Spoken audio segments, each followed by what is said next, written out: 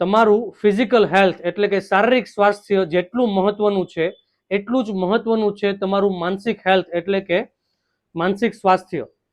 ઘણા લોકો લાંબા સમયથી એન્ઝાયટી અને ડિપ્રેશનનો શિકાર રહેતા હોય છે. એના લીધે એમનું મેન્ટલ હેલ્થ છે એ એટલું ડિસ્ટર્બન્સ રહેતું હોય છે કે કોઈ પણ કામ કરતા હોય પણ એમનું મેન્ટલ હેલ્થ છે એ હંમેશા ડાઉન રહેતી હોય છે. કોઈ કામ કરતી વખતે, ખાતી પીતી વખતે, ફંક્શન યા ફરવા જતી વખતે એમને હંમેશા ઉદાસીનો અનુભવ થતો હોય છે. જો તમારે સારું સુખ અને લાંબુ આયુષ્ય જોઈએ છે તો એ તમને ખાલી ને ખાલી તમારી માનસિક સ્વાસ્થ્ય જ આપશે. એટલે કે તમારું મેન્ટલ હેલ્થ જો સારું હશે તો જ તમે સુખનો અનુભવ કરી શકશો. ખાલી ને ખાલી સુખ અને દુઃખનો અનુભવ તમારું મગજ એટલે કે મેન્ટલ હેલ્થ જ આપે છે. જો તમે મેન્ટલ હેલ્થથી પરેશાન છો અને આ વિડીયો આખો જુઓ છે તો એ માટે આ વિડીયોને લાઈક કરો અને કોમેન્ટ કરો યસ. તમને વિડીયોની યુટ્યુબની લિંક મેસેજમાં મોકલી આપીશ. બીજો પોઈન્ટ છે કે જે લોકો મેન્ટલ હેલ્થ એટલે કે માનસિક સ્વાસ્થ્યથી હેરાન થતા હોય છે, ચિંતા, ઉપાધિ, વિચારવાયુ અને ઊંઘની તકલીફ, આ તકલીફ 100માંથી 90 માણસોને મોટે ભાગે ખાલી ને ખાલી પેટથી શરૂઆત થઈ હોય છે. એટલે કે એમને થોડું ઘણું કબજિયાત રહેતું હોય લાંબા સમયથી, પછી ધીમે ધીમે એમને ગેસ થવા લાગે, ધીમે ધીમે પિત્ત, એસિડિટી એટલે કે ગરમીની સમસ્યા થાય, અને પછી છાતી પેટમાં બળતરા થાય અને પિત્ત છે એ વધે. અને આ જ પિત્ત વધવાના કારણે જ્યારે લાંબો સમય થાય, 5 વર્ષ, 10 વર્ષ, 15 વર્ષ, એ પછી ધીમે ધીમે આ જ પિત્ત એમના મેન્ટલ હેલ્થ ઉપર અફેક્ટ કરતું હોય છે, એટલે કે એના ઉપર અસર કરતું હોય છે. અને ધીમે ધીમે એમની મેન્ટલ હેલ્થ છે ડિસ્ટર્બ થાય છે, અને ધીમે ધીમે વિચારવાયુ થવું અને ઊંઘની સમસ્યા ચાલુ થવી, આ તકલીફની શરૂઆત થતી હોય છે.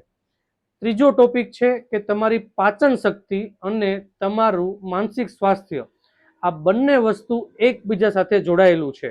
હવે ધીમે ધીમે તમારી મેન્ટલ હેલ્થ ડિસ્ટર્બ થઈ અને એનું કારણ હતું તમારી પાચન શક્તિ. હવે આ બંને વસ્તુ ડિસ્ટર્બ થવાના કારણે આ બંને વસ્તુ એકબીજા સાથે જોડાયેલી છે. એટલે કે જ્યારે તમારી પાચન શક્તિ ડિસ્ટર્બ થાય છે ત્યારે એ તમારા માનસિક સ્વાસ્થ્યને પણ નુકસાન પહોંચાડે છે અને વિચારવાયુ અને ઊંઘની તકલીફ છે એ વધે છે. સેમ વસ્તુ કે તમારી ખાવા પીવાની પદ્ધતિ અગર સુધરે છે અને તમારું મેન્ટલ હેલ્થ ખરાબ છે તો તમારું માનસિક સ્વાસ્થ્ય તમારા શરીરની પાચન શક્તિ ઉપર પણ ડિસ્ટર્બ કરે છે. એટલે એકબીજા ઉપર બંને વસ્તુ સંકળાયેલી છે. લાંબો સમય તમારી પાચન શક્તિ અને મેન્ટલ હેલ્થ ખરાબ રહે છે એટલે તમારી મેન્ટલ હેલ્થ એ લેવલ ઉપર સેટ થઈ જાય છે કે મારું મગજ છે આ રીતે જ ઉદાસ રહે છે, મને વિચારવાયું થાય જ છે, ઊંઘ એમને આવતી જ નથી. એટલે કે આ બધી વસ્તુની શરૂઆત થઈ હતી એમની પાચન શક્તિ ઉપરથી.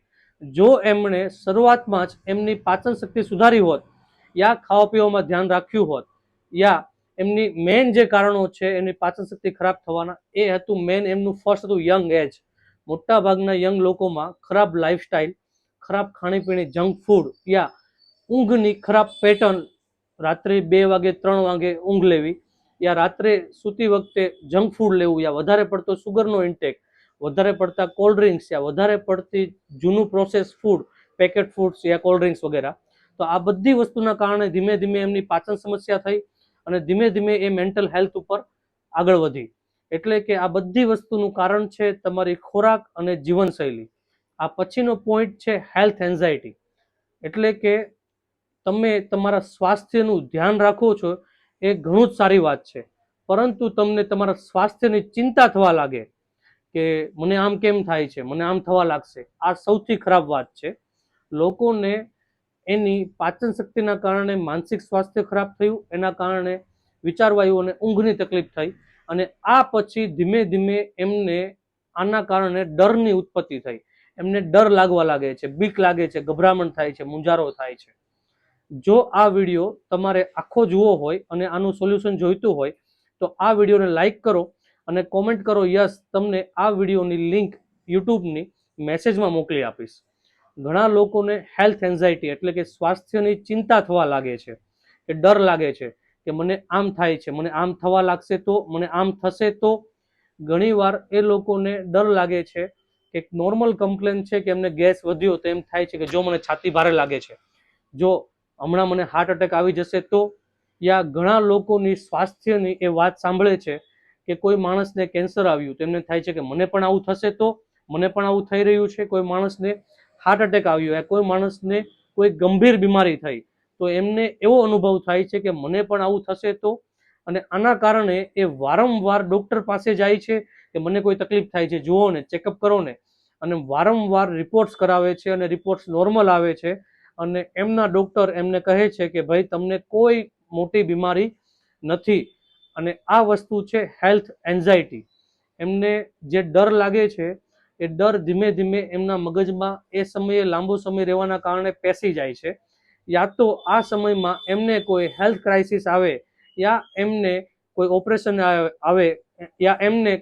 આવે, યા તો કોઈ એવી કોઈ ઓપરેશન આવે યા કોઈ બીમારી આવે જેના કારણે એને હોસ્પિટલમાં દાખલ થવું પડે, યા લાંબો સમય એમને હોસ્પિટલમાં રહેવું પડે. તો આ બધી વસ્તુ ભેગી થઈને એ કન્ટિન્યુઅસ ડર એમના મગજમાં પેસી જાય છે અને એ પછી એમને ડર લાગવો, બીક લાગવી, ગભરામણ થવી, મૂંઝારો થવો, યા હમણાં મને કંઈ થઈ જશે તો, યા હાથ પગ પાણી પાણી થવા, યા ધ્રુજારી આવવી, યા પરસેવો વળવો, યા એમને હેલ્થની વધારે પડતી ચિંતા થવાના કારણે આ બધી વસ્તુ એમના ઘર કરી જાય છે, જેમના કારણે એ લાંબો સમય સુધી એમની કોઈ વસ્તુ નોર્મલ ગેસ થાય તો એને ફોકસ આપે છે, ધ્યાન આપે છે કે જો ગેસ થયો, જો ગેસ થયો, જો પિત્ત આવ્યું, જો પિત્ત આવ્યું. એટલે કે આ બધી વસ્તુ એકબીજા ઉપર નિર્ભર હોય છે.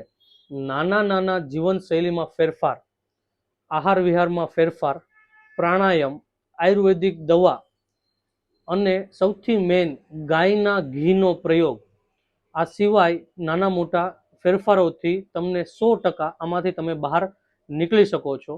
જો આ વિડીયો તમારે આખો જોવો છે તો આ વિડીયોને લાઈક કરો અને કોમેન્ટ કરો યસ. વિડીયોની લિંક યુટ્યુબની તમને મેસેજમાં મોકલી આપીશ. જીવનશૈલીમાં ફેરફાર, ઘીનો પ્રયોગ, જેમ કે ઘી ખાવાનું ચાલુ કરો. દેશી ગાયનું ઘી સવાર સાંજ 1 ગ્લાસ હુંફાળા પાણીમાં નાખીને નિયમિત સેવન કરો. સાત્વિક જીવનની શરૂઆત કરો તો તમે ચોક્કસ આમાંથી બહાર નીકળી શકો છો.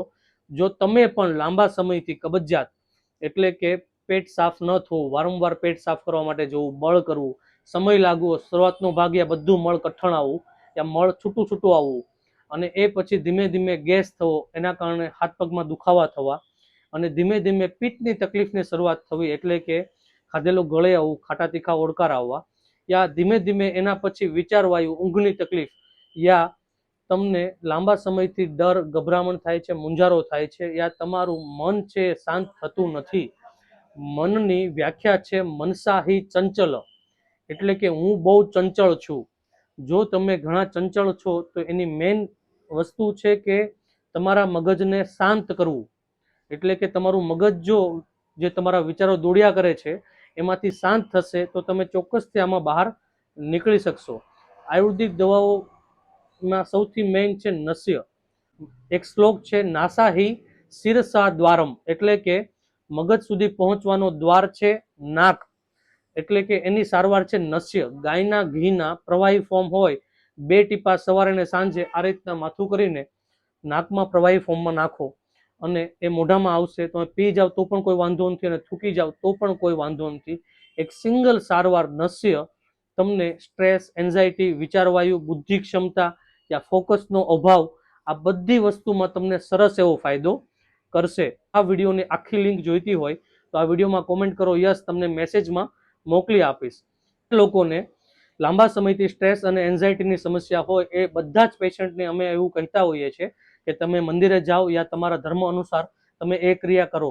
તમારા મગજને શાંત કરવા માટે સૌથી મેઇન વસ્તુ છે આધ્યાત્મિક જ્ઞાન, આધ્યાત્મિકતા. એટલે કે જો તમે ભગવાન યા તમે તમારા ગુરુ યા ભગવાનને માનવાનું ચાલુ કરશો તો પણ તમારું મગજ એટલું જ શાંત થશે. બીજી વસ્તુ છે ધ્યાન. તમે સવારે જાગીને 5 મિનિટ યા 15 મિનિટ ખાલી પલાઠી વાળીને બેસીને એક ધ્યાન કેન્દ્રિત કરશો અને મગજને શાંત કરશો, તમને સરસ એવો ફાયદો કરશે. જો તમે લાંબા સમયથી પાચન શક્તિ અને મેન્ટલ હેલ્થથી પરેશાન છો તો તમે મને રૂબરૂ આવીને કન્સલ્ટ કરી શકો છો. હું છું doctor Vaibhav A Sojitra, Panthi clinic and Panchakarma center, Chikuwadi, Nana Varachha, Surat. તમે મને રૂબરૂ કન્સલ્ટ કરી શકો છો અને તમે આ નંબર પર, નીચે આપેલ નંબર પર તમે તમારી ઓનલાઈન કન્સલ્ટિંગ બુક કરીને જીવનશૈલીમાં નાના નાના ફેરફાર અને દવા ચાલુ કરીને તમે ચોક્કસથી આમાંથી બહાર નીકળી શકો છો. જો આ વિડીયોની માહિતી સારી લાગી હોય તો આ વિડીયોને લાઈક કરો, કોમેન્ટ કરો અને મને ફોલો કરવાનું ભૂલતા નહીં. Thank you.